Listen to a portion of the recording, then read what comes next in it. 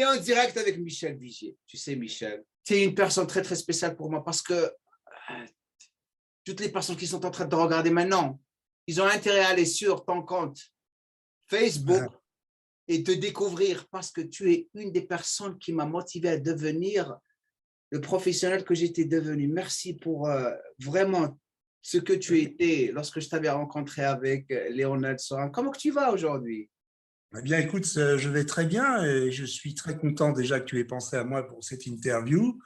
C'est génial, tu vois, comme des années après, comme les mystères du bodybuilding peuvent ressurgir.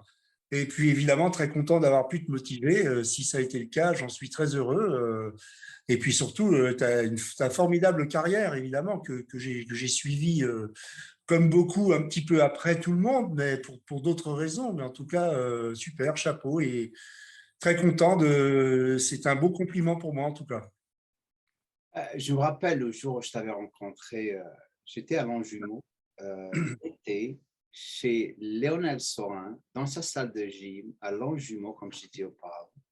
Et Léonel était quelqu'un de très, très spécial, tellement gentil. D'ailleurs, je vais l'inviter encore ici, je vais t'inviter encore toi, je vais inviter les old school du bodybuilding en France.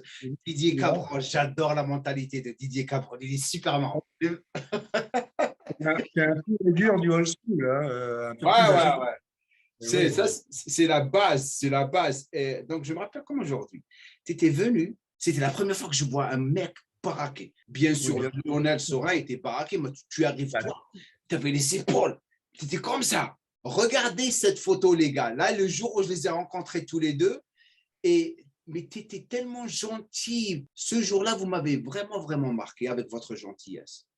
eh bien, écoute, j'en suis heureux que ça t'ait laissé de si bons souvenirs. Je suis étonné moi-même d'ailleurs. Mais bon, ce qui est marrant, parce que des années après, je crois que c'est au moment où j'ai arrêté de m'entraîner et la compétition, j'avais ouvert un magazine qui s'appelait Le Monde de Muscle, qui malheureusement n'existe plus, qui était une référence en France. Et dedans, il y avait une interview de toi. Et moi, j'étais très étonné de ton parcours, car je ne savais pas. Et il y avait cette fameuse photo avec moi et Lionel où tu es au Ouais. centre.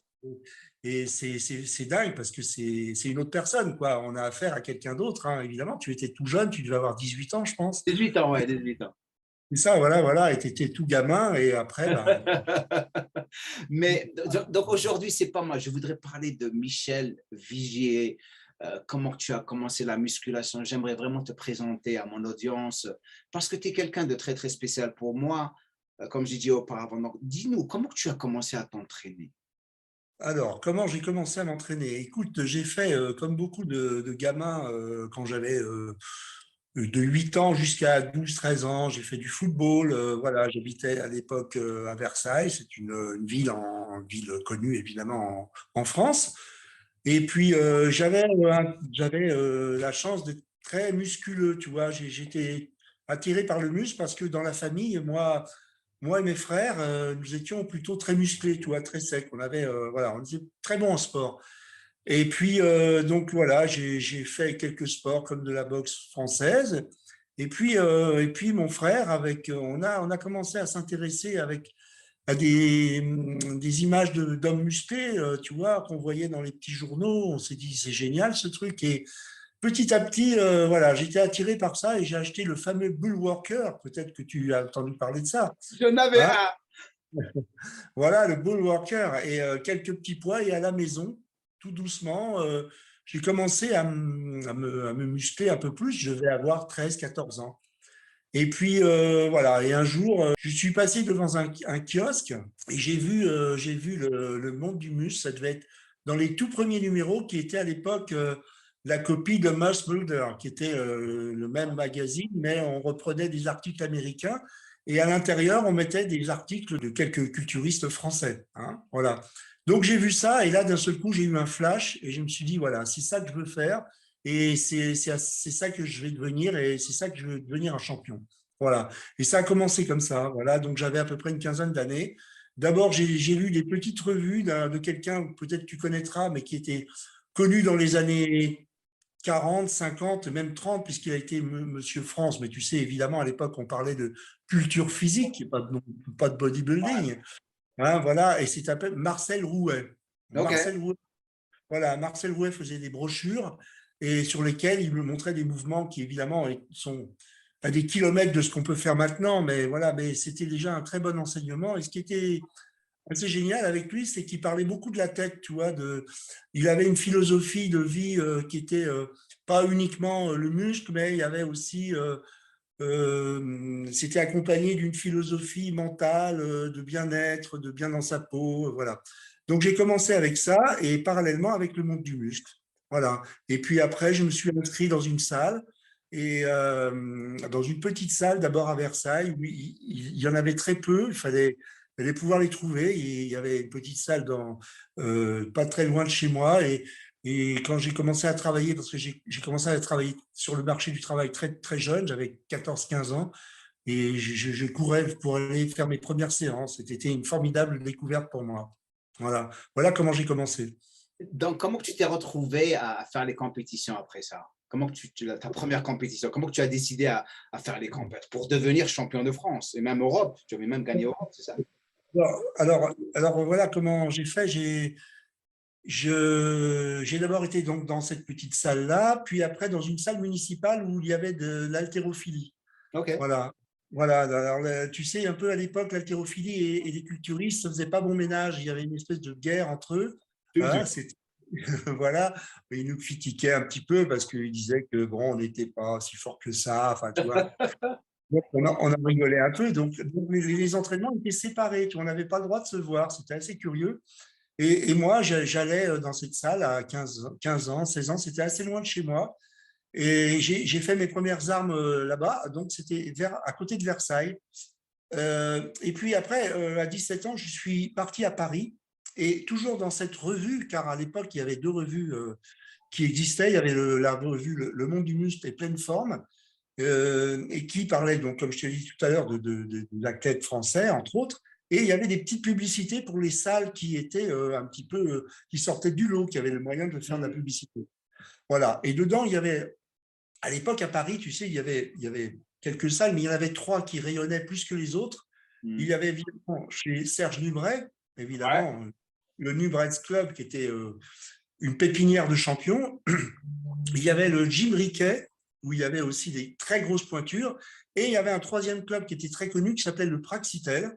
Ok. Et peut-être tu as connu Pierre Mazereau, qui est un fameux photographe qui était directeur de cette salle et qui a fait les plus grandes photos comme Art Zeller, comme les plus grands, des photos d'Arnold, il a fait des photos de Bob Parr, de plein de grands champions. Et il était directeur de cette salle. Et il avait chez lui, qui était une toute petite salle quand même, à l'époque, il n'y avait pas de grande salle, d'autres champions comme Guy Pépin, comme d'autres gens que j'admirais à l'époque. Ok. Et je me suis inscrit dans cette salle quand je suis arrivé à Paris, dans l'objectif évidemment de devenir un champion. Et j'ai eu la chance, 6 mois après que je sois dans cette salle, j'avais 17 ans, et il y a eu les championnats de France qui a été organisé par ce monsieur Pierre Mazereau. Et il avait organisé, c'était je crois le premier, d'ailleurs on appelait ça le premier pas culturiste. Ok. Et j'ai fait cette compétition, je n'avais pas encore 18 ans et je l'ai gagnée. Et pour moi, ça a été évidemment le début d'une grande aventure parce que, évidemment, à la suite, j'ai pu faire les championnats de France, voilà, plusieurs championnats nationaux et internationaux. Et puis, voilà, j'ai acquis une certaine notoriété parce que j'ai eu la chance d'arriver au moment où, à l'essor du bodybuilding en France, ce qu'on appelle l'âge d'or, quoi. Même si avant moi, évidemment, il y avait eu déjà d'autres champions. Mais si tu veux, le bodybuilding montait graduellement dans l'esprit des gens, quelque chose de connu, tu vois. Voilà. Qu'avant, c'était vraiment quelque chose d'à part. Les gens ne connaissaient pas qu'est-ce que c'était que ce truc-là, quoi. Hein. On était vraiment considérés comme des gens bizarres et à part. Mais là, il y avait un essor grâce au film d'Arnold, de Stallone, voilà. Et donc, je suis arrivé un petit peu à ce moment-là, quoi. Je me rappelle, c'était dans les années, corrige-moi si je me trompe, c'était dans les années 86, 87, 88, c'est ça? Tout à fait. Alors, j'ai commencé la compétition en 80. et j'ai arrêté en 89, pendant presque 10 ans. Et, Voilà. et la raison, pourquoi tu t'es arrêté? Parce que tu avais disparu de la scène pendant un bon bout de temps. La raison, elle est, je vais repasser des choses je vais reparler des choses qui fâchent. En 1988, j'ai fait une compétition qui était le championnat de France que j'avais déjà gagné. Et tu sais, à l'époque, c'était qualificatif pour pouvoir accéder au championnat d'Europe ou au championnat du monde. Mhm. Et j'avais déjà fait d'ailleurs les championnats d'Europe. J'avais déjà gagné donc France. Ouais, ouais. Il y a eu une tricherie. Il y a eu une tricherie le jour de la compétition, a été manifestée par le public et par tout le monde, et notamment par les juges. Certains juges sont venus me voir en me disant qu'il y avait une tricherie. J'ai été relégué de la première place à la troisième, Mhm. alors que visiblement je devais gagner. Voilà. Et à l'époque, j'avais un ami avocat qui était présent ce jour-là et qui a décidé que nous allions tenter un procès à la fédération. Et donc, nous avons fait ce procès que nous avons gagné, qui a duré des années. Et d'ailleurs, j'ai même fait ce qu'on appelle en France jurisprudence, car c'était la première fois qu'un athlète gagnait devant une fédération. Je gagnais mon procès et j'ai été, donc, mon titre a été restitué des années après. Et, donc, sur le moment, si tu veux, j'ai eu un profond mécontentement, évidemment, et un peu Ouais, dégoût. ouais. Et un peu dégoût parce que toute ma jeunesse, j'avais passé à vouloir être un grand champion et d'un seul coup, tout s'évanouissait, tout me dégoûtait d'un seul coup, tu vois. Et j'ai fait une table rase, j'ai quitté l'entraînement, la scène. Et pendant 5 ans, j'ai plus du tout voulu entendre parler de ça parce que c'était trop dur pour moi. Et tu avais quel âge? Est-ce que tu Et avais j'avais 28 ans. C'était jeune. Mais tu sais, parce que revenir à ce que, pour rebondir sur ce que tu avais dit, comme tu le sais, les compétitions, c'est très, très politique. Il y a toujours des Bien personnes qui sûr. sont en train de causer des problèmes et tout. Et le fait qu'ils ont perdu un athlète comme toi, parce que tu avais un beau physique, non seulement tu étais très symétrique, et je suis plus que sûr que si tu avais continué, tu aurais fait beaucoup de choses dans les compétitions mondiales. Et je vois la raison pour laquelle tu étais vraiment déçu de tout ça parce que les gens ne comprennent pas les choses par lesquelles on passe lorsqu'on prépare une compétition, les sacrifices, non seulement un sacrifice monétaire, si ça se dit en français, on dépense beaucoup d'argent, on s'entraîne dur, il y a la sèche, il y a la souffrance. Et lorsque tu montes devant des juges, on triche sur ton travail. Je te comprends, ça m'est arrivé plusieurs fois. Moi, lorsque on me triche sur le lendemain matin, je prends ma retraite. Ah, le lendemain, non, la nuit, je prends ma retraite et je sors de la Oui. retraite le lendemain matin. Mais Tu sais, tu sais ça arrive tout le temps. C'est ce qui. ah oui, je comprends, mais tu sais, on dit souvent que les sportifs meurent 2 fois quand ils arrêtent la compétition. Il y a une première mort et après la mort, l'autre mort. Enfin, mais c'est un peu ce qui m'est arrivé parce que j'avais tellement, depuis mes 13-14 ans, l'envie de devenir un grand champion et je voyais que j'y arrivais, tu vois. Et d'un seul coup, c'était comme si le monde s'écroulait autour de moi. Et d'ailleurs, à l'époque, mon frère et ma mère, enfin mes proches, n'arrivais pas à croire une telle décision que j'arrêtais parce que j'avais tellement ça envie. Et tu dis, comme tu dis, et en plus, le bodybuilding, c'est à haut niveau, c'est un investissement sur tout, sur le sommeil, sur l'alimentation, La la- santé. tout, tu vois, tu donnes tout. Et puis en arriver là, c'était dramatique pour moi.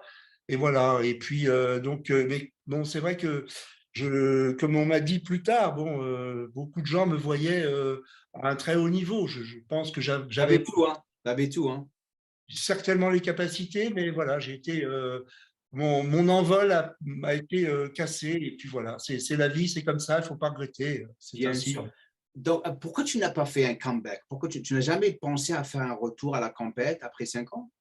Si, si, si, si, mais tu sais, après, le problème, c'est que quand j'ai commencé à vouloir éventuellement m'y remettre, les critères avaient beaucoup changé, tu vois. Et voilà, les critères avaient beaucoup changé et j'avais conscience que j'aurais pris des risques peut-être pour ma santé parce que on était parti dans un tel univers que, et de plus, pour être honnête, encore plus maintenant, les critères ne me plaisent plus, tu vois, c'est plus vraiment ce que j'attends du bodybuilding. C'est pas à ça que je veux ressembler, quoi. Moi, je suis de l'ancienne école, j'y suis attaché et des physiques, j'en ai tellement en tête, évidemment, auxquels je suis attaché, comme des Mohamed Makkawi, comme. Bob Paris, Francis Benfato. T'es comme moi, toi. Voilà, moi, je parle de Mohamed Makkawi parce que c'est le premier grand champion que j'ai vu sur scène en 78, je crois, ou 77. Il venait de gagner les championnats du monde. Mm. J'étais gamin, j'avais 16 ans. C'était pour moi mais un type extraordinaire, à tout point de vue d'ailleurs. Et évidemment, comme tu dis, Bob Paris, enfin, il y en a beaucoup des années 80, il y en a énormément. Mais voilà, mais maintenant, tu vois, comme je le dis souvent, je crois que j'aurais 15 ans maintenant. Si je voyais des revues de ce qui se passe maintenant, je ne suis pas sûr que je me tournerais vers ce sport-là. Je ne suis pas certain. Ce qui me ramène à la prochaine chose que je voulais vraiment te parler de. Explique à notre audience la différence entre le bodybuilding de maintenant et la culture physique. Explique-leur. Voilà. D'ailleurs, je m'amuse souvent quand je mets des posts à mettre culture physique volontairement, parce que dans culture, évidemment, il y a physique et il y a aussi, c'est une philosophie, la culture physique. Exactement. Nous avions abordé le sujet il n'y a pas longtemps, il y a une différence. Bon, évidemment, je fais un point de vue général, c'est pas pour tout le monde pareil, mais la grande différence entre les années 70, on va dire même 80, mais encore plus 70, je crois, des athlètes comme Serge Nubret, toute cette référence, ils n'imaginaient pas leur vie sans s'entraîner. Ça veut dire qu'ils se sont entraînés jusqu'à leur mort, jusqu'aux 70 ans, 75 ans, et même encore maintenant. Alors certes, il y avait la compétition, mais il y avait l'envie d'aller à l'entraînement, et pour eux, c'était pas possible de ne pas s'entraîner. Alors que maintenant, c'est pour un temps donné, c'est-à-dire je vais m'entraîner, je vais essayer de gagner de l'argent, je vais faire ça pendant un moment et j'arrêterai. Alors ça, c'est très différent, tu vois, philosophiquement, c'est très différent. Alors peut-être c'est l'argent, peut-être. Alors il y a une chose aussi, c'est vrai que maintenant, on va pas se le cacher, ils prennent tellement de produits qui sont dangereux pour arriver à un tel niveau. Évidemment, il y a l'entraînement derrière, mais ils peuvent pas faire ça toute leur vie, c'est pas possible. Sinon, ils y laisseraient leur santé. Alors que moi, je connais des athlètes qui ont maintenant 75 ans, qui sont toujours là et formidables parce qu'ils n'ont pas abusé, ils ont vu ça d'une petite plus de santé en même temps que de beauté aussi. Voilà. Hein. Voilà ce que je pense qu'il y a une grande différence philosophique. Voilà. Et c'est ce que tu as dit exactement. C'est une philosophie, c'est un style de vie. Et comme tu l'as dit, je suis tout à fait d'accord. On a la même façon de voir les choses.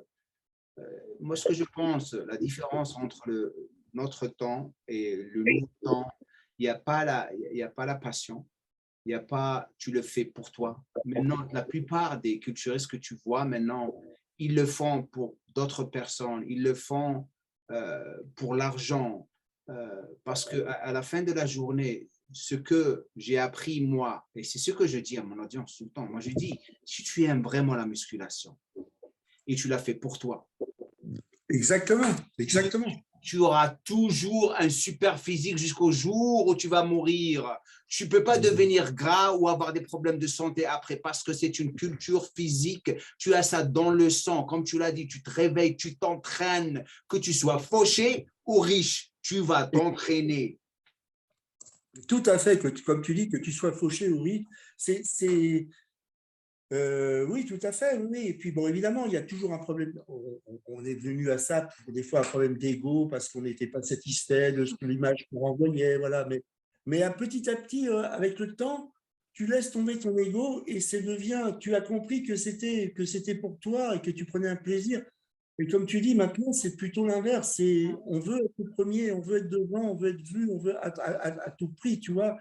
Et c'est pour ça que à partir d'un certain âge, les gens disent bon bah laisse tomber maintenant, c'est fini, ça m'a amusé un moment. Non, c'est pas ça. C'est pas ça la culture physique.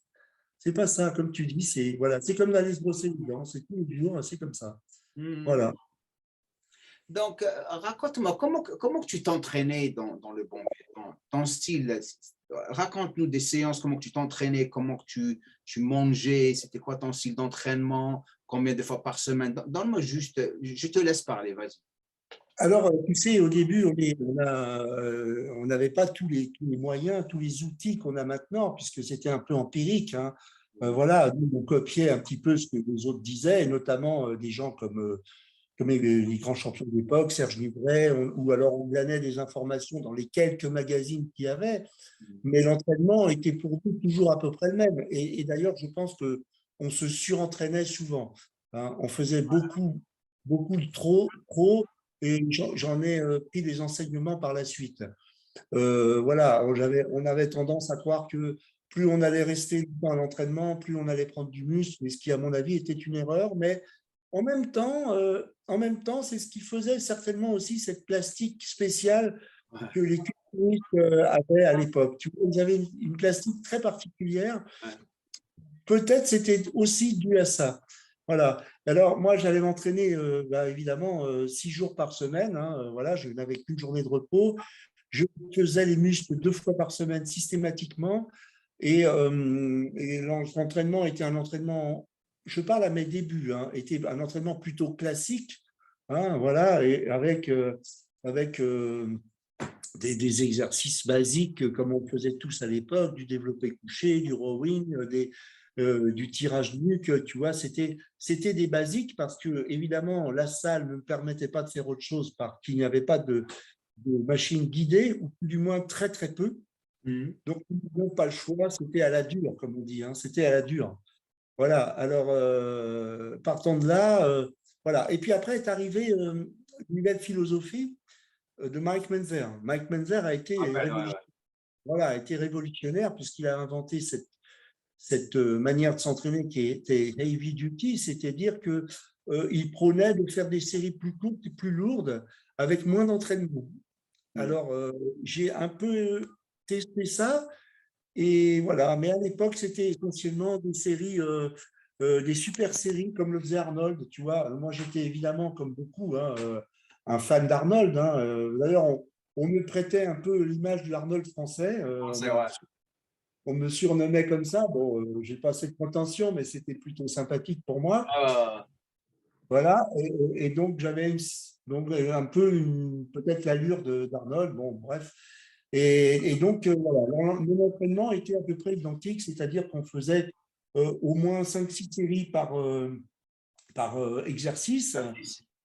Voilà, et des séries avec, tu sais, ce qu'on appelle pyramidal, voilà. Et on passait beaucoup de temps à la salle, mais des fois, il m'est arrivé de faire, j'étais junior mhm. avec un grand champion de l'époque qui s'appelait Frédéric Lagache, qui a été vice-champion d'Europe, vice-champion du monde junior, qui était une très grosse pointure. On faisait jusqu'à presque 25 séries, 30 séries de squat. C'était Wow. des, c'était des trucs de fou, de fou, quoi, tu vois. On expérimentait encore, tu vois, à l'époque. Plus que, on était aussi dans l'expérimentation encore. Mhm. Pour les générations, on a fait pas mal de choses, on a testé plein de choses, même au niveau alimentaire. On a fait des choses qui étaient certainement pas bonnes, mais au moins on les a expérimentées. Et on a pu éclairer les autres parce que sur ce qui était bon et pas bon, tu vois. Et on se refilait des informations comme ça, les uns les autres, et voilà, et on progressait doucement, mais sûrement. Donc, je veux revenir à la nutrition dans pas longtemps. Donc, lorsque tu avais essayé la méthode de Mike Menzer, parce que moi, je l'avais essayé, parce que moi, je me suis entraîné avec Dorian. Dorian, c'est ce qu'il faisait. Mais ça m'a jamais, par rapport à mes articulations, et ça m'a Voilà. jamais, voilà, ça n'a jamais marché pour moi. Pourquoi? Parce que j'avais besoin encore d'une série pour m'échauffer, pour me préparer pour la série. Comment que tu as réagi à cette façon de s'entraîner? Eh bien, un petit peu comme toi, voilà, je pense que je me serais plutôt blessé si j'avais insisté à Ouais, faire ça. ouais. Voilà. Et j'ai vite compris, d'ailleurs, c'est ce que je fais à présent. Maintenant, je fais un peu un espèce de mix, tu vois. J'ai compris qu'il ne fallait pas faire toujours la même chose, déjà, Mm, parce que il faut, pour faire réagir notre corps, évidemment, sortir de la zone de confort et pas toujours faire la même chose. mm, Donc, en effet, tu as raison, et je mets en garde ceux qui font ça, c'est que ça va peut-être payer sur quelques années, mais au bout du compte, tu vas te retrouver à avoir mal partout et te Ouais. détruire. C'est ce qui est arrivé à Mike Weaver, parce que tu sais, au bout de quelques années de compétition, il ne pouvait plus s'entraîner, il avait vraiment mal, il s'était quand même détruit, tu vois. Donc, je ne prône pas cet entraînement, disons, régulièrement, quoi. Je pense qu'il faut le faire un peu, mais voilà. Mais à l'époque, je l'ai testé, mais je ne l'ai jamais fait vraiment constamment. Ça, surtout pas. Surtout pas. Moi, ce que je faisais, parce que je m'appelle comme aujourd'hui, je me rappelle de mes séances avec Dorian à Los Angeles lorsqu'il venait passer du temps avec moi. Et lui, parce qu'il est habitué à ça, le mec, c'est une machine. Et après, c'était après sa retraite, le camp. Je lui parle tout le temps de ça. Donc, il fallait que je rajoute une série. Par exemple, si tu fais, tu sais, les extensions de jambes, tu t'échauffes avec 2 séries, après tu mets tout le poids et tu vas jusqu'à l'échec, et après tu pars à la presse des jambes, tu mets un petit peu de poids, et tu changes l'angle de travail, après tu fais 10 à 12 répétitions, après tu mets tout le poids et tu y vas jusqu'à l'échec. Moi, j'étais obligé de rajouter une série pour aller à l'échec, toujours une série pour vraiment me préparer. Et c'était très, très, très stressant sur non seulement mon système nerveux, mais aussi mes articulations. Je ne voulais pas me blesser. Donc, si je veux revenir à tes entraînements maintenant, comment tu t'entraînes maintenant?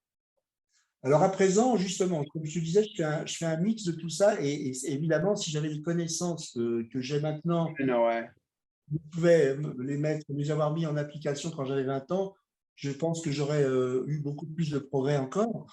Alors maintenant, voilà, je périodise, comme beaucoup le font d'ailleurs, je fais de la périodisation, c'est-à-dire que je vais faire des semaines où je vais faire des séances d'à peu près 6 répétitions, ça veut dire le poids qui est conséquent avec. La semaine suivante, je peux faire une série de 8, et la semaine suivante, je fais des séries de 10, 12, voire 15, tu vois, et je fais un cycle comme ça, ce qui me permet de reposer mes articulations, de créer un stress souvent sur les Suffisant. fibres. Voilà, voilà. Et comme tu dis, le travail très court comme ça est lourd. Il y a un stress aussi extrêmement mental aussi, qui est un stress nerveux et on ne peut pas tenir le coup trop longtemps avec ça. Voilà. Et j'ai mis aussi, je mets aussi, j'inclus aussi un entraînement que Francis Benfato, que je connais bien parce que j'ai eu le même entraîneur que lui, Bernard Lambert, voilà. Et ce qu'il appelle lui le PPM, c'est-à-dire des séries très lentes, avec évidemment un poids qui est beaucoup plus allégé parce qu'on ne peut pas mettre lourd avec cette technique-là, qui est aussi qui est très dure nerveusement. Et j'inclus toujours une ou deux séries comme ça. D'ailleurs, je crois que il y a un athlète de la team La Menace, comment s'appelle, James, qui fait faire ça, qui est un athlète actuel. C'est un athlète français ou un athlète Non, non, non, américain, qui est vraiment qui est énorme d'ailleurs. Tu sais, une team, c'est la menace. Mince. Il est pro, il est il est avec les pros? Bien sûr, il est très connu. Il est très connu. Je l'ai vu une fois en démonstration dans les années 90. Il est absolument énorme. Mais je sais qu'il inclut dans son entraînement aussi cette technique, c'est-à-dire de faire une à deux séries avec un poids évidemment très modéré, extrêmement lent. Donc voilà, Il joue avec les tempos, c'est ça? oui, voilà, exactement. Et c'est vrai que ça paye, ça c'est très bien. Ça stimule vraiment l'hormone de croissance d'une manière naturelle. Et il y a un stress énorme au niveau musculaire. Par contre, Ouais. évidemment, faut pas faire ça trop longtemps. Alors, je fais ce style d'entraînement et je trouve qu'il me convient bien et j'ai toujours des bons résultats avec les quelques élèves à qui j'ai fait faire ça, quoi. Ce que j'aime de toi, en quelque sorte, tu es comme moi, tu expérimentes beaucoup et tu essaies de vraiment être polyvalent avec tes entraînements pour voir comment ton corps est en train de réagir. Et ça, c'est très, très intelligent de la part d'un culturiste de vraiment avoir cette façon d'approcher ses entraînements. C'est ce que j'essaie d'apprendre à tous mes coachs, de leur dire de vraiment être ouvert et d'essayer de vraiment faire différents systèmes et voir celui qui va vous arranger ou arranger les élèves que vous avez, parce que chacun est différent. Et comme tu le sais, avec le temps, lorsqu'on commence à gagner de l'âge, c'est là où ça devient encore plus dur pour nous, parce que c'est là où tu vas vraiment découvrir les personnes qui sont en train de vraiment faire les choses proprement ou pas.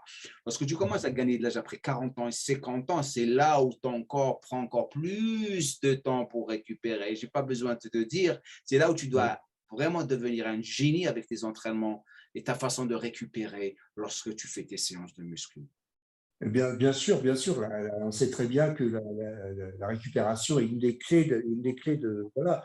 Maintenant, en plus, comme tu le dis, bon, moi maintenant j'ai 60 ans à présent hein, et je dois d'autant plus me battre et sortir de ma zone de confort pour essayer de toujours progresser. Parce que tu sais, je suis toujours dans la tête de vouloir progresser. Je ne suis pas en train de me dire, je ne suis pas dans l'entretien, je veux progresser. Voilà. Et même si certains diront c'est impossible, là, je ne marche pas comme Ah, ça. c'est une super bonne attitude d'avoir parce que tu t'es mis ça dans la tête. Tu vas Voilà, tout le temps progresser. Tu vois ce que je veux voilà. dire? L'idée, c'est d'oublier l'âge que j'ai et puis de dire, voilà, je suis là pour me donner à 100%. Et voilà. Mais donc, cette méthode-là aussi permet, et c'est moyen de faire une recherche toujours permanente, de sortir de cette zone de confort, de ne pas s'endormir dans un truc où on va s'ennuyer à l'entraînement et on va végéter et un jour on va dire, bon, bah, c'est comme ça, eh bien, tant pis, on va réduire l'entraînement et petit à petit. Pour l'instant, je ne vois pas les choses comme ça. Bon, je peux me le permettre, tout va bien. Mais voilà, je veux abolir l'idée du temps qui passe. J'essaye de vivre dans le temps présent. Et donc, tu es toujours à la recherche d'entraînement qui peut amener un petit plus, tu vois, malgré l'âge en plus. Voilà. Et comment était ta nutrition lorsque tu faisais les compètes? En prise de masse, en sèche, comment que tu faisais tout? Alors, j'ai jamais été le mec qui prenait de la masse et puis beaucoup de poids d'un seul coup. Ça n'a jamais été le cas. J'ai toujours grimpé relativement doucement et en plus, mes parents étaient bouchers. Alors, Le voilà, bonheur, le bonheur. mes parents étaient bouchers et j'ai moi-même été boucher. D'ailleurs, les premières années de mes entraînements, j'étais dans la boucherie, donc c'était compliqué parce qu'évidemment, ce sont des métiers qui sont difficiles Difficile, et ouais. qui ne sont pas compatibles avec l'entraînement. Donc, j'en ai un peu bavé au début, mais il y avait un avantage, c'est que je mangeais beaucoup de viande. Et en Hmm. plus, donc j'ai été élevé, on va dire, à la viande rouge, entre autres, et voilà, et on mangeait énormément de viande. Donc après, j'ai ralenti parce que je pense que j'en mangeais trop. Mais voilà, c'était essentiellement basé à base enfin, sur la base de viande blanche, rouge, évidemment. Et tu sais, on faisait tous un peu ça. Hein. D'ailleurs, chez Nubret, Ouais, ouais. l'école Nubret, c'était de la viande de cheval, c'était beaucoup, Ah, c'est ce que beaucoup. j'allais dire, ouais. Viande de cheval. Voilà. Ils vendent toujours la viande de cheval en France? Ça se vend toujours ou ils ont arrêté? Parce qu'avec ce qui se passe. C'est toujours autorisé, mais si tu veux, bon, maintenant, les mœurs sont un peu changées. Tu vois, les gens mangent déjà d'une manière générale moins de viande, et puis ils sont plus véganes, et puis petit à petit, le cheval encore plus. Il y a la société protectrice des animaux. Enfin, tout ça mélangé a fait que la viande a moins quand même, tu vois. Mais la viande de cheval, c'est toujours autorisé. Et comme on le sait, c'est une viande qui est quand même qui a des intérêts. Maintenant, je comprends qu'on veuille ne pas en manger. Moi-même, je n'en mange que très rarement à présent, mais contient beaucoup de protéines et beaucoup de collagène, tu vois. Et c'est une viande qui est très riche en protéines et pauvre en graisse. Pour en Après, Grèce aussi, plein de fer aussi. Il y a beaucoup oui, de oui, fer. bien. Après, pour des questions éthiques ou autres, on peut ne pas en Hmm. manger. Mais alors, pour en revenir à ta première question, voilà, je mangeais essentiellement de viande, la viande et puis des pâtes. C'était assez basique, tu sais, on mangeait un peu de tout. Et alors, en plus, je brûlais beaucoup, moi. J'avais beau manger, manger, manger, je brûlais énormément de calories. Et comme je m'entraînais beaucoup, forcément, j'avais pas beaucoup d'efforts à faire pour faire une diète et arriver au point. C'était facile. Voilà. Maintenant, après, j'ai changé mon alimentation car en 1900, après que j'ai gagné France en 86, j'ai rencontré et je suis devenu ami avec l'entraîneur de Francis Benfato, Mhm. Bernard Lambert, qui est devenu un de mes amis très proches, qui maintenant a 78 ans, 76 ans, je crois, on va dire ça, euh, et a radicalement changé ma manière de m'alimenter et aussi même la philosophie de l'entraînement. Et je suis rentré dans un truc beaucoup plus, une philosophie différente. Voilà. Et j'ai changé mon alimentation. Maintenant, je mange beaucoup d'hydrates de carbone, mais je ne mélange pas les aliments, tu vois. Je fais ce qu'on appelle le régime dissocié. OK. Voilà. Donc, les glucides seuls et la protéine seule. Ok. Ouais, ouais. J'ai fait ça auparavant dans les années 90, pas maintenant. Maintenant, j'essaie d'être vraiment. Je mange pas beaucoup je mange 3 fois par jour. J'ai pas besoin de manger trop. Je trouve que c'est largement suffisant. Exactement, exactement. Et d'ailleurs, pour en revenir à Bernard Lambert, il m'a inclus ça. C'est-à-dire, moi, je fais 3 repas et une petite collation, tu vois. Et je me suis rendu compte que mon physique n'avait pas changé et était plutôt mieux. Voilà. Je n'avais pas besoin de m'embarrasser de tas de repas qui servent à rien et qui m'amènent pas grand-chose, en tout cas. En tout cas, pour ma part. Hein, pour ma part, hein. Voilà.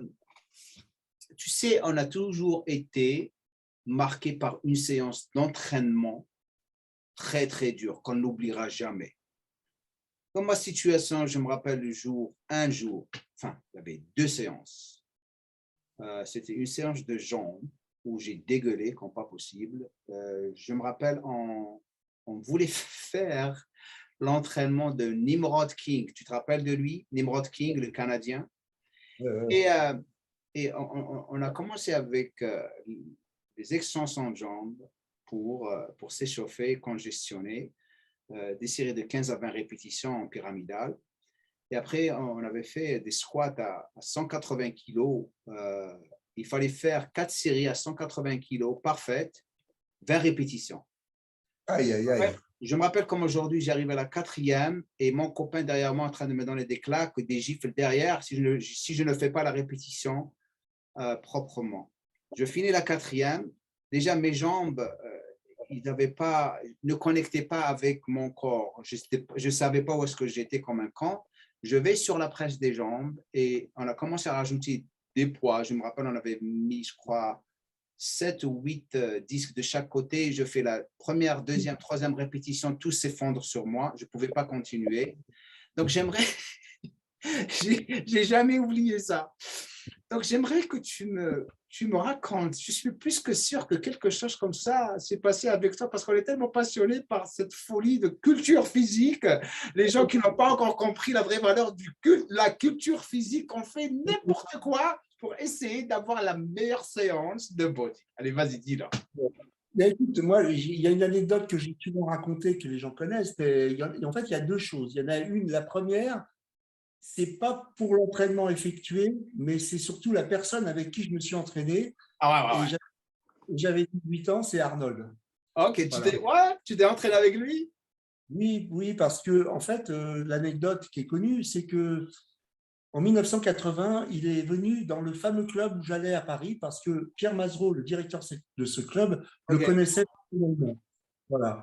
Et comme tu le sais, Arnold se réentraînait pour faire le film Conan le Barbare. Ok. Et il préparait en même temps Olympia, qu'il a fait en 80, qui était controversé, mais bon, sa victoire était controversée. Et donc, il est venu en France, il est venu à Paris, et il se trouve que j'étais dans ce club, et le patron de la salle, Pierre, me dit, écoute, il y a Arnold qui doit venir. Et Arnold, à l'époque, était formidable. Il avait une trentaine d'années, tu vois. Et il doit venir et il va passer 10 jours ici. Et si tu viens à cette heure-là, tu risques de le voir. Et évidemment, j'ai attendu et je l'ai vu. Et nous nous sommes entraînés quasi ensemble parce que c'était une toute petite salle. Donc, c'était pas, tu vois, c'était pas ni le Gold Gym où tu es perdu. Non, une petite structure. Et on l'aidait à faire la presse, on montait sur la presse, voilà. Et c'était évidemment inoubliable. J'avais 18 ans, t'imagines, m'entraîner avec Arnold, qui était pour moi, alors il était inconnu du public à l'époque, hein, personne ne connaissait, sauf les bodybuilders. Et évidemment, c'est un souvenir indélébile pour moi. Ça, c'est une des premières choses. Et puis sinon, comme autre séance, je te disais, voilà, j'étais junior et c'est une des fois que j'ai gardé en tête. C'est cette fois où, avec cet ami, Frédéric Lagache, nous avons fait ces fameuses séances où on est parti l'un et l'autre à faire rajouter sans cesse une séance de squat jusqu'à arriver à faire 30. Et c'était expérimental. Et évidemment, on était dans l'épuisement le plus total et certainement que ça n'avait servi à rien. Mais je m'en souviens encore, tu vois, c'est un truc qui m'est resté. Mais tu peux dire, excuse-moi de t'avoir interrompu rapidement avant que la pensée disparaisse.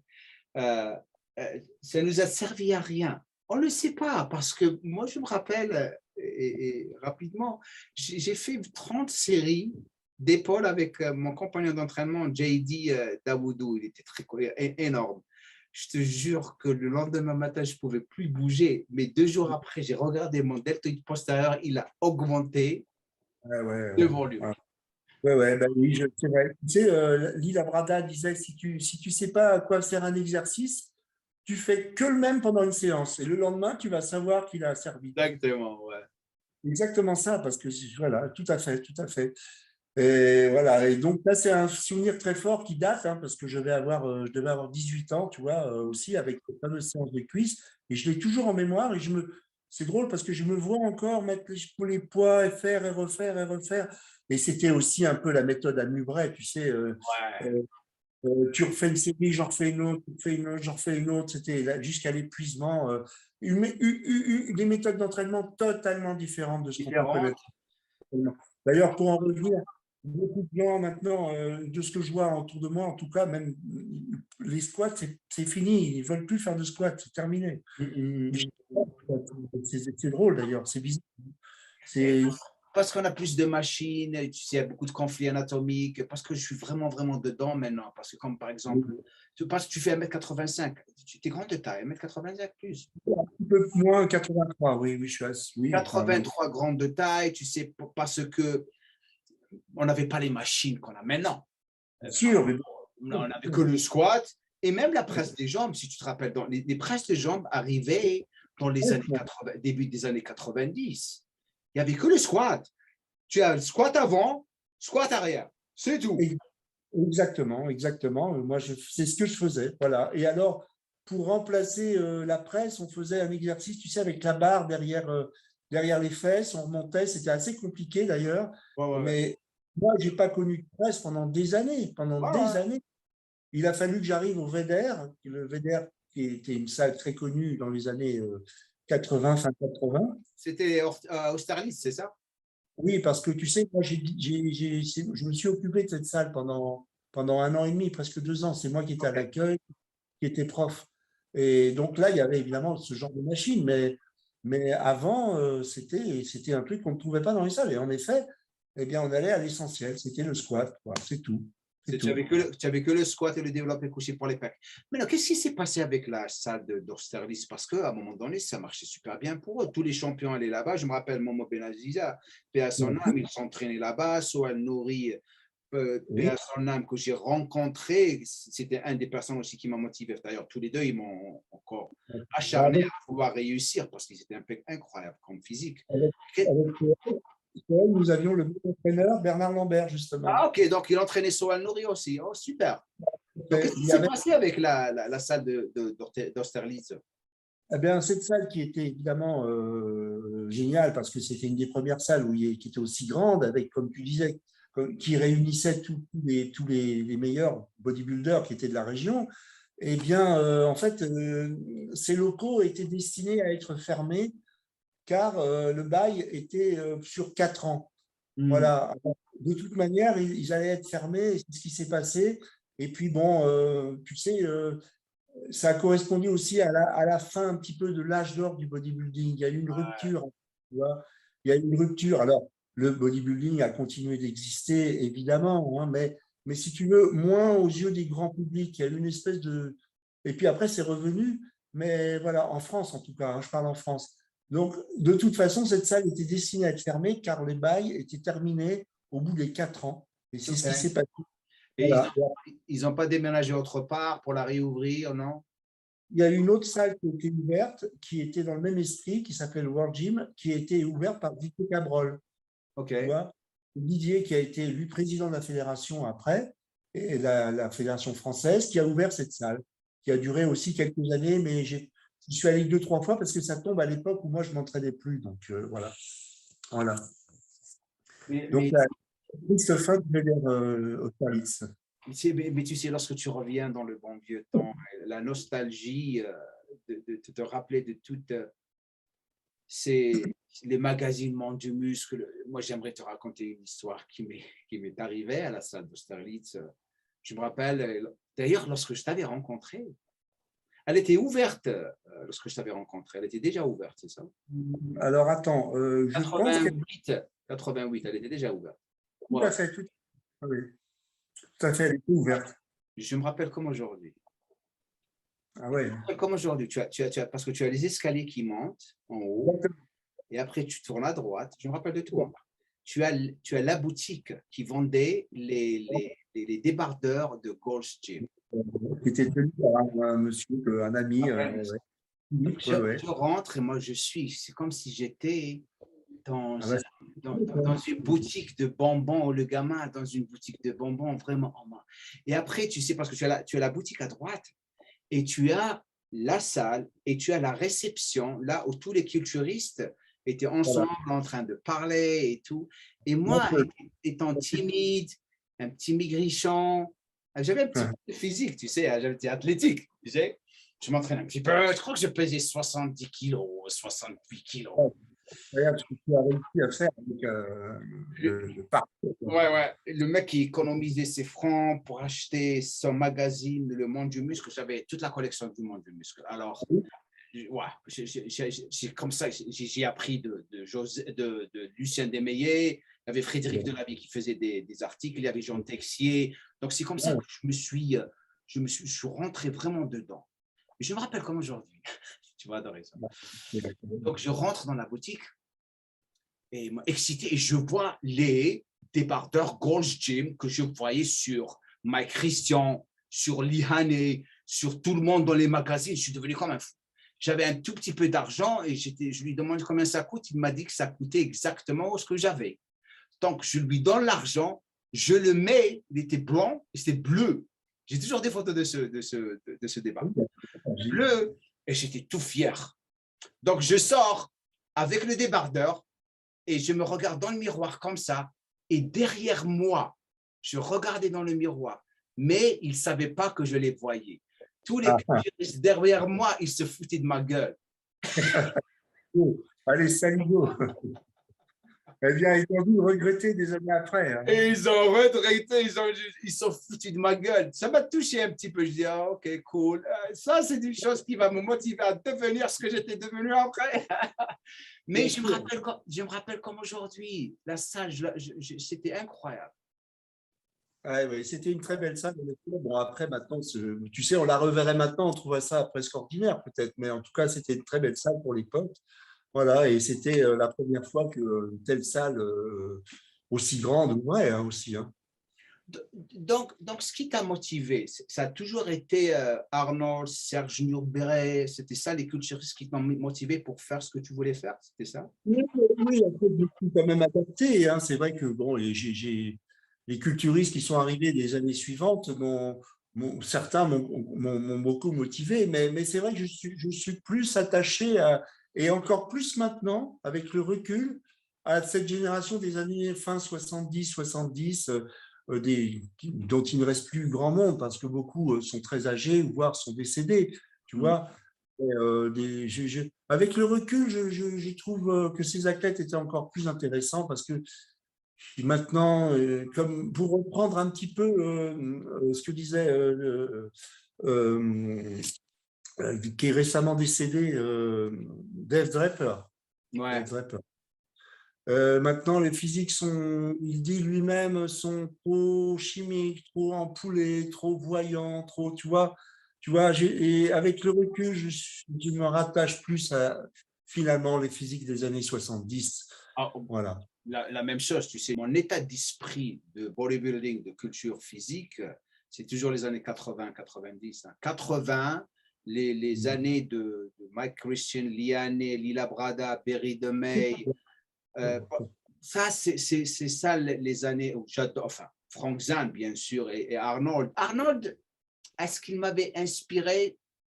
Au début, je le voyais partout. Je me disais, qui est cette personne? Lorsque je l'avais vu pour la première fois, lorsque les photos qui ont été prises par Art Zeller, que j'ai rencontré personnellement. Et il était super gentil, le mec. Et il avait pris des photos de moi, je crois. Et qu'on avait Ah ouais. musculaire, mais tu sais, le mec, il y avait Gilles Moset, qui était aussi très, très connu, qui a pris des photos d'Arnold, de beaucoup, beaucoup de culturistes. Oh, je les ai tous rencontrés chez Wader. J'ai rencontré Wader, tout le monde après, durant ma carrière. Mais Arnold ne m'a jamais vraiment autant impressionné physiquement par ses biceps et ses pecs que Serge Nubret. Serge Nubret, tu vois son physique, mais t'es comme ça. Parce que tout est parfait. Tu vois ce que je veux dire? Tout est. J'aurais aimé le rencontrer. Lui et Momo Benazia, d'ailleurs, fait à son âme. Je me suis entraîné une fois avec Momo, justement dans la salle du frère de Serge Nubret qui s'appelait Marcellus. OK. Voilà, où allait Thierry Pastel. Alors, OK. venait Thierry Pastel, Serge, de temps en temps des champions, et était venu une fois Aziza, mais ça correspond presque à l'époque où j'ai arrêté, tu vois. Voilà, alors, puis tu sais, c'est normal, on est toujours peut-être plus d'attachement aux athlètes de nos 20 ans, tu vois. Ouais. De nos 20 ans, c'est un peu logique, c'est une question de générationnel aussi, tu vois.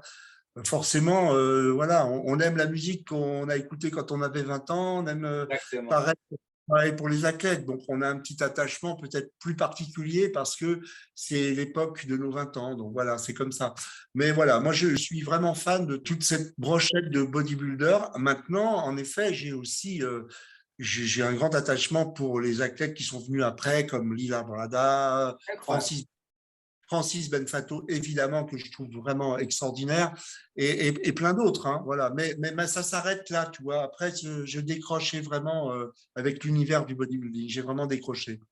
Voilà. Si on veut parler de Francis Benfatou, je crois que personnellement, l'Olympia en 1991, lorsque Dorian s'est classé deuxième à l'IANA, Ouais. moi j'avais Benfatou en troisième, quatrième Ouais. place parce qu'il avait battu Lila Brada. Parce qu'à un moment donné, ils étaient tous debout, l'un à côté de l'autre, et tu le voyais devant Lila Brada, mais comment qu'il était beau, Ah, ses épaules, sa taille, ses jambes, il était parfait. Je ne sais pas comment Lila Brada l'a battu. Je suis désolé. J'aime bien Lila Brada, ok? oui, moi aussi, bien sûr.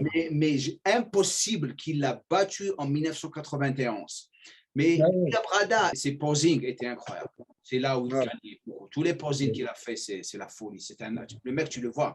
Chaque pose qu'il fait, elle est parfaite et synchronisée, le mec. Tout est, comme tu le sais. Comme tu le sais. Je fais une petite parenthèse parce que Labrada, une petite anecdote pour moi qui m'a fait plaisir parce que ce fameux championnat dont je t'ai parlé, où j'ai eu ce fameux procès, Lee Labrada était là en démonstration et il est venu me voir dans les vestiaires après pour me féliciter et me faire comprendre que bon, j'avais visiblement été, il m'a fait comprendre que j'avais été volé, quoi. Et il m'a demandé quelle était la musique sur laquelle j'avais posé, qui était une musique qui était très difficile à trouver, d'un film que j'avais repéré, voilà. Et l'année suivante, il a fait un grand prix auquel j'étais invité, et il avait utilisé ma musique. Ça m'a vraiment touché, quoi. Tu as bien fait de mentionner cette anecdote avec Lila Brada. Parce que, tu sais, on a une histoire similaire. C'est incroyable comment on est similaire sur les choses et comment on a eu nos carrières. Lila Brada, lorsqu'ils regardent quelqu'un de spécial, ils savent. Ils Oui, ne peuvent pas s'empêcher de venir te parler et te féliciter parce qu'ils savent très bien que tu as gagné, tu as un physique incroyable. Sinon, ils ne l'auraient jamais fait. Certes, la musique était intéressante. Moi, oui, mon anecdote, deux d'ailleurs. La première, en 1994, lorsque je suis arrivé à la finale du championnat d'Angleterre, IFBB, poids lourd. Je venais tout juste de rentrer dans la scène et j'étais un des favoris pour gagner le championnat, mais avec le potentiel de devenir pro. Et on était en train de se préparer pour aller en scène. Et avant nous, Dorian Yates arrivait comme invité et guest poseur. Et dès qu'il rentre, Dorian, lorsqu'il arrive, mais tu sens cette énergie ouais. énorme autour de lui, cette or, vous dites or, je crois. Et tout le monde, on était les poids lourds, super lourds en quelque sorte. Et lui, il était super lourd. Il faisait 140 ou 145 kilos. et le respect qu'on avait pour lui. Bien sûr, c'est Monsieur Olympia. Bon, ben, bien sûr.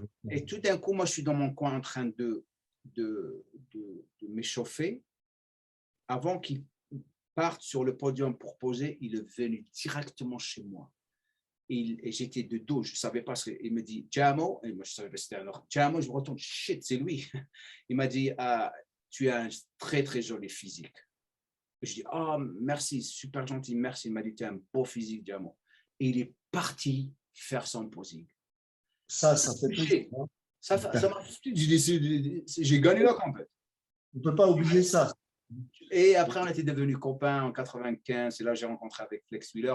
On a passé beaucoup de temps ensemble et il est devenu un de mes meilleurs copains. D'ailleurs, lorsqu'il vient ici aux États-Unis, il restait chez moi jusqu'à ce qu'il s'est marié, bien sûr. Mais tu sais, comme je veux revenir sur ce que tu m'avais dit en ce qui concerne ton physique. Ton physique, c'est le physique. Les personnes ne peuvent pas vraiment s'empêcher de regarder et toujours le regarder parce que ta symétrie, ça, undeniable. Je ne sais pas comment vous dites ça en français. Je crois que tu ne peux pas nier. Ça se dit, tu ne peux pas nier ce physique. Ça se dit? Oui, on peut le dire. Ça se dit. Donc, tu le vois. Tu es là, 1m83 avec la largeur d'épaule que tu avais et tout. C'est incroyable.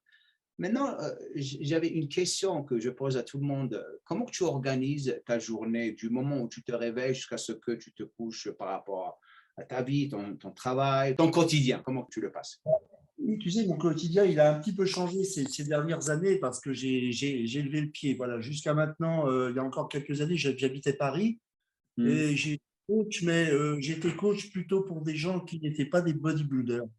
Hein, voilà, j'avais trouvé une clientèle, si tu veux, de gens qui étaient plutôt dans l'expectative d'être bien dans leur peau, de faire du renfort musculaire, voilà. Et j'avais déserté un peu le bodybuilding pur et dur, même si moi, je m'entraînais pour moi en tant que bodybuilder. Donc, voilà, il y a encore 2 ans, je travaillais à Paris et j'avais une clientèle, comme je viens de te le dire, d'hommes d'affaires, de gens du spectacle. Voilà, je me suis occupé de gens, je ne dirais pas les noms, mais de gens assez connus dans le spectacle. Oh. Voilà, je faisais du domicile, tu vois. Et puis après, j'ai pris la décision de venir ici à Nice. Je suis à Nice. Et parce que j'ai un petit peu réussi à investir dans l'immobilier. Super. Et puis, voilà, et je fais ce qu'on appelle de la location de vacances, tu vois. Voilà. Et parallèlement à ça, j'essaye de développer une clientèle ici. Alors, j'ai eu un peu quelques problèmes parce qu'il y a eu le Covid, comme tu le sais. Et c'est vrai que je suis arrivé ici pas au très bon moment. Et j'essaye de développer une clientèle, mais j'avoue que c'est un peu compliqué. Voilà. Je prépare aussi, j'aime pas le mot, mais bon, la retraite, je dirais pas ça, mais être une vie un peu plus cool, tu vois, maintenant. Voilà. Mais tu es à Nice, il fait beau, c'est la plage, c'est le climat. La clientèle va venir avec le temps. Je suis plus que sûr qu'il y a des personnes qui habitent à Nice ou pas loin de Nice qui sont en train de voir ce podcast. Ils vont te brancher pour les entraîner. Je mettrai tes coordonnées au-dessous de cette vidéo. Comme tu le sais, le coaching ou l'entraînement de personnes, lorsque tu déménages dans une autre ville, 1 an, 2 ans, 3 ans pour établir une clientèle qui est vraiment fidèles à toi, qui ne vont pas aller autre part. Et comme tu l'as dit, je crois que entraîner des personnes normales, comme tu le faisais, c'est la meilleure des choses. Je ne pourrais jamais entraîner des gars pour les compètes. D'ailleurs, j'ai arrêté il y a 20 ans. Je ne peux pas. Je peux pas. Non, moi non plus, je ne peux pas. Je vais être honnête, je ne peux pas. J'ai une espèce de… Tu sais, quand les personnes me disent je voudrais, j'ai un espèce, c'est pas mon truc, c'est plus mon truc, quoi. C'est plus mon truc. Non, non, parce que la plupart vont te faire chier. Ils ne sont pas prêts à sacrifier, souffrir. La plupart veulent prendre que des drogues. Et je ne donne jamais de conseils sur les stéroïdes. Ça, c'est ma philosophie, ma politique chez moi. Malgré que je peux me faire un argent fou, je dis non. Et en plus, tu sais, moi, je vais te dire, je suis largué à ce niveau-là. Ouais. Je suis aux antipodes, je n'y connais plus rien dans ce domaine. Donc, ça ne m'intéresse pas. Par contre, si tu me dis, je veux me construire un bon physique eh ben, je suis là pour là, je suis là pour toi. Mais voilà, si tu es prêt à travailler, je suis là pour t'aider, on peut y arriver. Et puis, je travaille beaucoup avec le mental aussi, hein. C'est C'est la très chose, important. c'est la chose la plus importante. Oui, c'est la clé, c'est la clé. Dans tant d'autres choses dans la vie, d'ailleurs, c'est la clé. Voilà, j'ai beaucoup étudié le développement personnel et je suis très attaché à ça. Voilà, la métaphysique. Donc, est-ce que tu as des enfants mariés? Alors, je suis marié, j'ai 3 enfants, voilà, tout à Super. fait.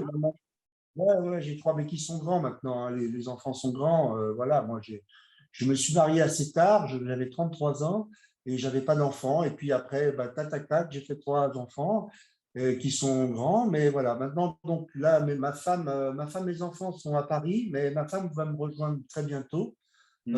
à Nice.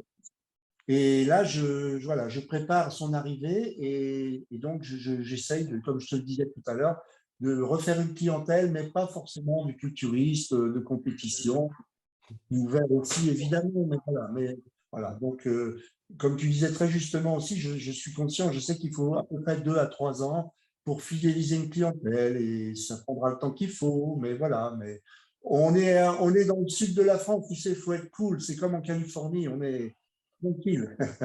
Mais il y a beaucoup de gens qui ont beaucoup de sous. S'ils sont dans le sud, ils ont des sous, hein. Donc, crois-moi, il y a beaucoup, beaucoup. Donc, tu t'entraînes dans quel gym? Parce que je sais que Eric Favre, tu connais Eric Favre? Alors, non, je ne le connais pas. Non. Alors, je vais te raconter une anecdote qui va certainement te faire plaisir. Oui. Euh, et pendant mes premières années où je suis arrivé ici, dans la salle 2, qui malheureusement a fermé, que j'avais connue quand il l'a ouvert, elle était neuve, elle avait 1 mois, Hmm. d'un ami qui, à ton avis, Édouard Kawak. Ouais, je l'adore. Tu sais, lorsqu'on m'avait dit qu'il était mort, alors, une histoire rapide, je l'ai rencontré en Espagne. Je faisais en 1998, je me rappelle comme aujourd'hui, j'étais avec Melvin Anthony, l'Américain. Là. Et on faisait on était guest et Edouard arrive. Et je le vois comme ça, et je suis parti direct, je me dis, Edouard, il m'a reconnu, il me dit, ah, ça va, tu vas bien? Je dis, cool, je dis, écoute, je suis un très grand fan, ça va, tu vas bien? Il a passé toute la journée avec nous, il était tellement gentil. Et Ouais, il y a lorsqu'on pas m'avait dit qu'il était mort, ça m'a fait beaucoup de peine. Super gentil, le mec. Voilà, voilà. Donc, Édouard avait ouvert une salle en 86 ici à Nice. Hmm. Bon, pas un homme d'affaires, hein, on va dire, et j'étais un bon culturiste, très, très, Ouais, très, ouais, très ouais. bon. Pas, voilà. Donc, il avait ouvert cette salle, puis après, a revendu 2 ans après. Et puis, il se trouve que j'étais ami avec la personne qui avait repris cette salle. Ok. Et j'y suis allé pendant 2 ans, qui était une salle old school, vraiment, on ne peut pas plus old school, que Hmm. j'adorais, qui était vraiment proche de la mer. Malheureusement, il a fermé suite, le Covid là, a vraiment fait que le peu de clientèle qu'il y avait, il était un peu à la fin, donc il a fermé. Voilà. Et maintenant, je vais chez un athlète que tu dois connaître qui s'appelle Éric Castagnier. Ça me dit quelque chose, ouais. Ah, je le Voilà, connais, voilà, je le connais. Je crois qu'il m'a branché sur Facebook. Oui, oui, je le voilà, connais, je le connais. Eric Casco, ouais, je connais, ouais. voilà, voilà. Et Éric a ouvert une salle il y a 3 ans, 4 ans maintenant. Je suis allé chez lui, qui est une salle qui est super sympa. Il y a une très bonne ambiance. Voilà. Maintenant, je vais là. Voilà. Tu Mais as besoin de ces salles. Sérieusement, je vais dire quelque chose que j'ai appris. Parce que tu sais, je voyage beaucoup, je viens dans les salles, je fais des pubs pour les chaînes de salles. C'est la folie lorsque je viens là-bas. Mais ce que j'ai remarqué, une chose, et c'est ce que je dis à tout le monde, dans mes vlogs, dans mes vidéos, lorsque je fais mon éducation dans les vidéos, si tu as le temps de voir les vidéos que je fais, tu vas voir le old school, le German old school à la new school. Donc, je suis des deux. Euh, d'accord. Oui, je oui, leur- bien sûr. oui, Ouais, ouais, j'ai pris des deux. Je suis le pont entre les deux. Et c'est ce que ouais. je leur dis. Je leur dis, vous voulez vraiment, vraiment gagner de la masse. Vous voulez vraiment avoir un physique. Cassez-vous des chaînes de gym. Allez dans une salle où vous allez trouver les old school qui vont là-bas pour s'entraîner. Et vous allez avoir un physique. C'est là Ouais. où vous allez développer un physique parce que vous allez rencontrer les Et old schoolers et vous allez vous entraîner. Il n'y a pas de téléphone avec vous. Tu rentres, tu t'entraînes ou tu te casses. Parce que voilà. Mais prendre la le difficulté, téléphone, c'est rester chez toi, la vérité. exactement, exactement. Maintenant, la difficulté va être de trouver les salles old school parce qu'elles deviennent rares, malheureusement, en France. Ouais.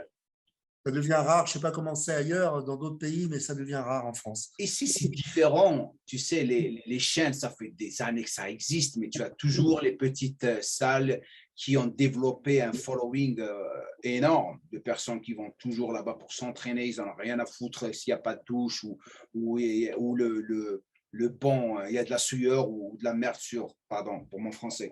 Mais ils ont compris, ils ont compris que ce qui va décider ton physique, ce n'est pas 9,99 par mois, 9,99 € par mois, ou un bon équipement.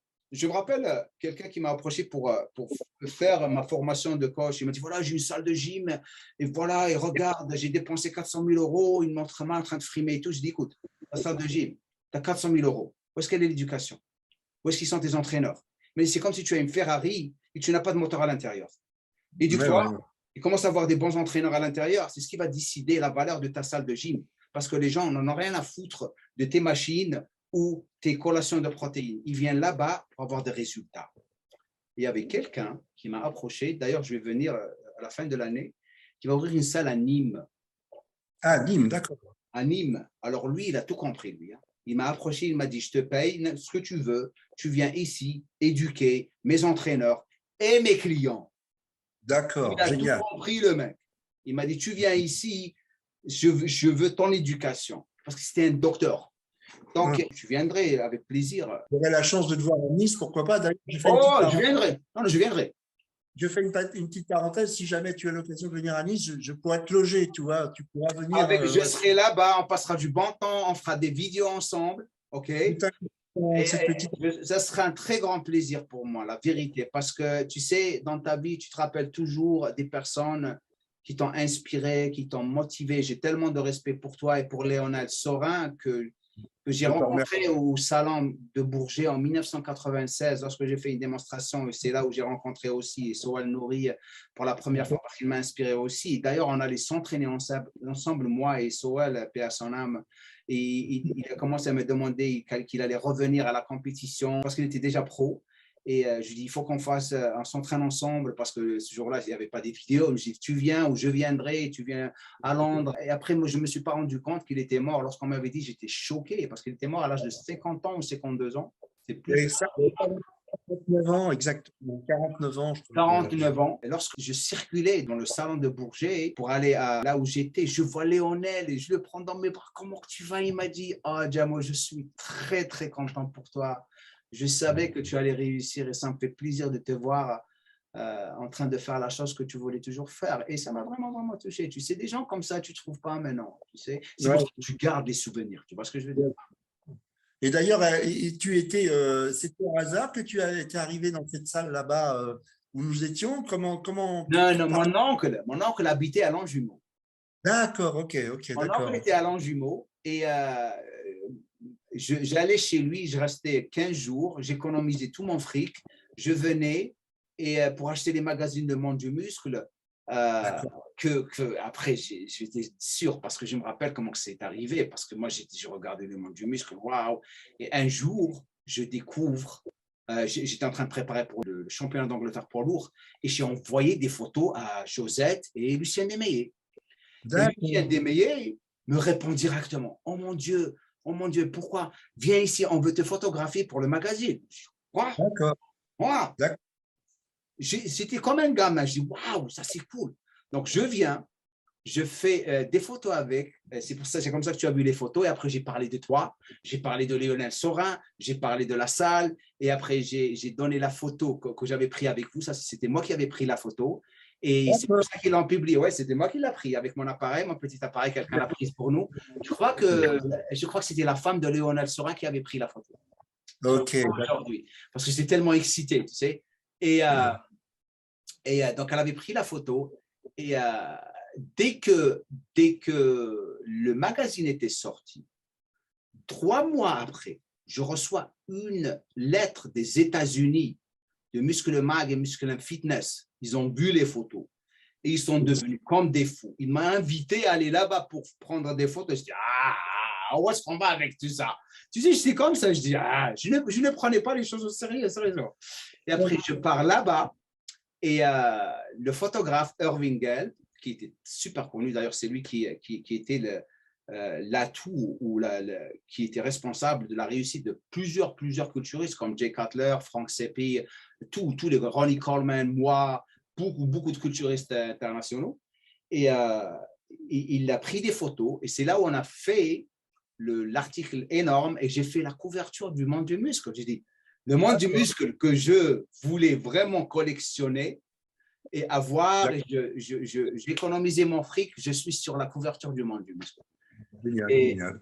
C'était génial, tu sais. Et tu sais, lorsque tu gardes des souvenirs comme ça et les personnes que tu as rencontrées, tu sais, c'est mieux que tout l'argent dans le monde parce que ça te donne cette paix, ça te donne ce bonheur. Comme tu as dit il y a 10 minutes, tu avais dit que je reviens tout le temps aux années 70. C'est là les athlètes qui m'ont inspiré. Tu vois ce que je veux dire? La même chose pour moi. Donc, on reste dans notre temps, mais il faut qu'on accepte ce qui se passe autour de nous.